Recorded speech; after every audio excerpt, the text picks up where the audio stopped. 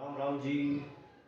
दोस्तों, आज का टॉपिक टॉपिक डिस्कस करने से पहले बता दूं मैं आपको। देखिए, रेगुलर बेस पर आपके लिए, अगर आप कॉमर्स के स्टूडेंट हैं, ठीक है, तो ये क्लास किसी स्पेसिफिक क्लास के लिए मैं ये टॉपिक या ये जो भी मैं आपको पढ़ा रहा हूँ यहाँ पर किसी स्पेसिफिक क्लास के लिए नहीं है, ये सभी के लिए है।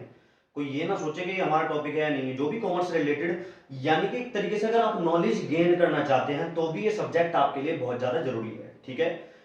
तो इसलिए आप चीजों के मीनिंग समझेंगे, ठीक है, मीनिंग समझेंगे तो आपको ये, अगर आप जीके भी पढ़ रहे हैं तो जीके में भी ये आपको काम आएंगे ये चीजें, ठीक है, क्योंकि जो बड़े लेवल की जीके होती है उनमें भी यूज होती है, ठीक है।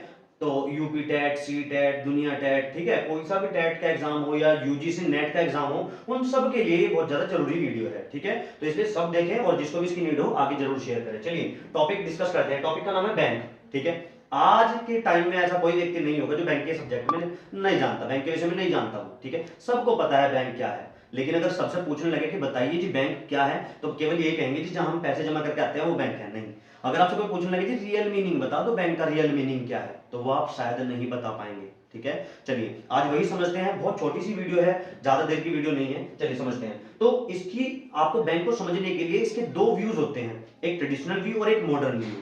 ट्रेडिशनल माने परंपरागत दृष्टिकोण, यानी परंपरागत माने पुरानी सोच वाला जो दृष्टिकोण है, एक तो वो, और एक नई सोच वाला दृष्टिकोण है, उसको आधुनिक दृष्टिकोण बोलते हैं। तो ये दो दृष्टिकोण बताए गए हैं। तो पहला दृष्टिकोण हो गया हमारा परंपरागत। तो परंपरागत दृष्टिकोण के अनुसार समझते हैं कि बैंक आखिर होता क्या है, ठीक है। चलिए, तो पहले नंबर पे लिखा है हमने, देखिए ये मैं आपको इस तरह में, इस वे में, डायग्रामेटिक वे में इसलिए आपको समझाता हूं क्योंकि समझने में बहुत ज्यादा आसानी हो जाएगी आपको, ठीक है। तो चलिए, तो पहला, ये सारे मीनिंग ही है, ये तीन अलग अलग मीनिंग ही है, बहुत सारे मीनिंग बना सकते हैं आप बैंकों के, ठीक है। तो पहला मीनिंग है, बैंक एक ऐसी संस्था है जो धन का लेन देन करती है। सही बात है, सबको पता होगा भाई। बैंक ऐसा तो नहीं है कि आपको आलू खरीदने हैं तो बैंक से लेने जाओगे, आप क्या करने जाओगे, बैंक में आप केवल और केवल धन से रिलेटेड ट्रांजेक्शन करने ही बैंक के अंदर आप जाते हो, ठीक है। जब आपको धन लेना हो या धन जमा करना हो, तो बैंक एक ऐसी संस्था है जो धन का लेन देन करती है। लेन देन का मतलब होता है एक्सचेंज करती है, ठीक है।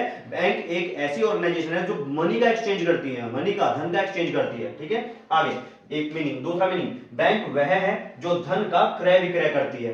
बैंक वह है जो धन का क्रय विक्रय करती है। मतलब क्या है जी, धन का क्रय विक्रय, हाँ, अरे भाई आप लोगों से धन क्रय कर लेगी सस्ते रेट में, और उसी धन को फिर आप लोगों को ही महंगे रेट में वापस दे देगी बैंक, ठीक है। ये आपने देखा भी होगा कि आप जब बैंक के अंदर पैसा जमा करने जाते हो तो 2 या 3% मैक्सिमम आपके जो सेविंग अकाउंट होता है उस पर आपको इंटरेस्ट मिलता है। एफडी वगैरह करोगे 5-6% इंटरेस्ट मिल जाएगा। लेकिन वही सॉरी, वही धन जब आप बैंक से लोन के रूप में लेने जाएंगे, जी बैंक साहब हमें लोन दे दीजिए, मकान बनाना है, ठीक है जी, वही धन आपको 12%, 15%, 20% के रेट पर आपको उपलब्ध कराया जाता है।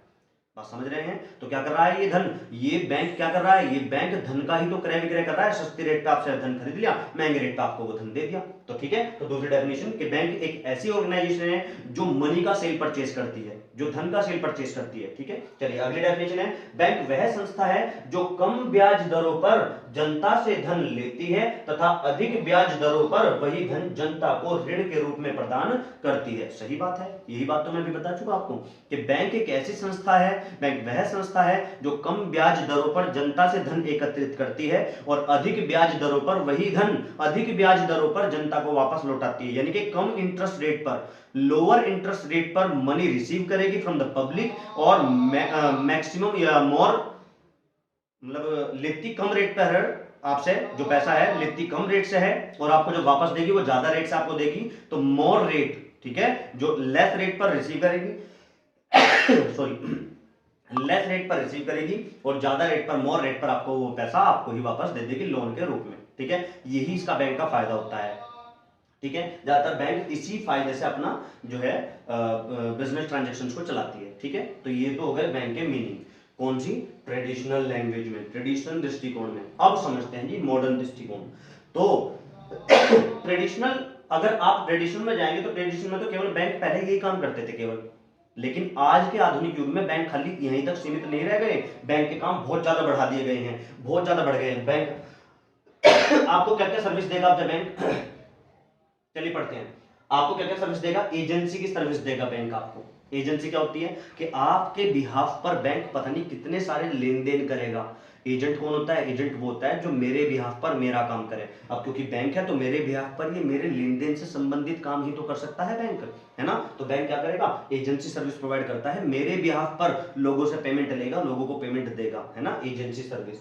आगे भुगतान सेवा, मेरे बिहाफ पर भुगतान करके आएगा लोगों को, ठीक है। मैंने कहा है कि जी भाई मैंने बैंक को एक परमिशन दे रखी है कि हर महीने की 7 तारीख को मेरे यहाँ पे काम करने वाले जितने भी कर्मचारी हैं उनकी सैलरी का भुगतान कर देना। तो बैंक को मैंने परमिशन दे रखी है, हर 7 तारीख को वो क्या करेगा? मेरे अकाउंट से पेमेंट कर देगा उनकी सैलरी का, ठीक है। आगे भुगतान प्राप्ति सेवा, मैंने बैंक को ये बोल रखा है कि जो भी कस्टमर मेरे नाम से, जैसे कि आपने देखा होगा बहुत सारे आप कॉलेजेस के अंदर फीस सबमिट करने जाते हो तो कॉलेज वाले क्या करते हैं, आपको एक रिसीट बना के दे देते हैं, वो रिसीट आप बैंक में लेके जाते हैं और बैंक में आप पैसा जमा कर देते हैं। तो आपका बैंक क्या कर रहा है? कॉलेज वालों के बिहाफ पर भुगतान रिसीव, पेमेंट रिसीव कर रहा है, ठीक है। तो पेमेंट रिसीव करने का काम। बिल तथा चेकों का भुगतान करना, हम जो भी बिल्स वगैरह हैं, हमारे जो भी चेक्स वगैरह हैं, उन सारे चेकों का और बिलों का भुगतान भी कौन करता है? बैंक ही करता है, ठीक है।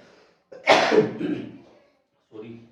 ग्राहकों से भुगतान प्राप्त करना, ग्राहकों से भुगतान प्राप्त करना ये वही हो गया, ठीक है। जितने भी मेरे ग्राहक हैं, मैंने जिसको माल बेचा है, माल बेच दिया, बेचने के बाद मैंने बोला कि जी मेरा पैसा दे दीजिए, उसने कहा जी मैं आपका पैसा कैश में नहीं दे सकता, तो एक काम करता हूँ, मैं आ भी नहीं सकता, मैं तो दूसरे शहर में हूँ। तो वहीं से क्या करेगा? वहीं से वो मेरे अकाउंट में, उसी बैंक में मेरे पैसे सबमिट कर देगा। तो मेरे बिहाफ पर बैंक क्या कर लेगा? मेरे बिहाफ पर भुगतान रिसीव कर लेगा। और अगला लॉकर आदि की सुविधा देना, ताकि आपकी जो बहुमूल्य वस्तुएं हैं, मूल्यवान वस्तुएं, उन सब के लिए लॉकर की सुविधा भी बैंक प्रोवाइड करता है, ठीक है। तो ये मैंने आपको मीनिंग समझा दिया। तो जब आप ट्रेडिशनल लैंग्वेज में, ट्रेडिशनल व्यूज में आप बैंक का मीनिंग पढ़ेंगे तो केवल धन का क्रय विक्रय, धन का लेन देन ही बैंक करता है। लेकिन मॉडर्न व्यू में तो आप देखेंगे बैंक और भी बहुत सारी सेवाएं प्रदान करता है। ये मैंने कुछ वैल्यू है, इसके अलावा भी बहुत सारे काम करता है बैंक। समझ में आई बात? चलिए, तो ये आपको इजीली बैंक का मीनिंग समझ आ गया होगा। वीडियो ज्यादा से ज्यादा शेयर कीजिए ताकि मैं और टॉपिक डालने के लिए इंस्पायर हूँ, ठीक है। तो प्लीज आप क्या करेंगे, अगर आपको समझ आया है समझिए और दूसरों को भी समझने के लिए प्रेरित कीजिए, ठीक है। चलिए।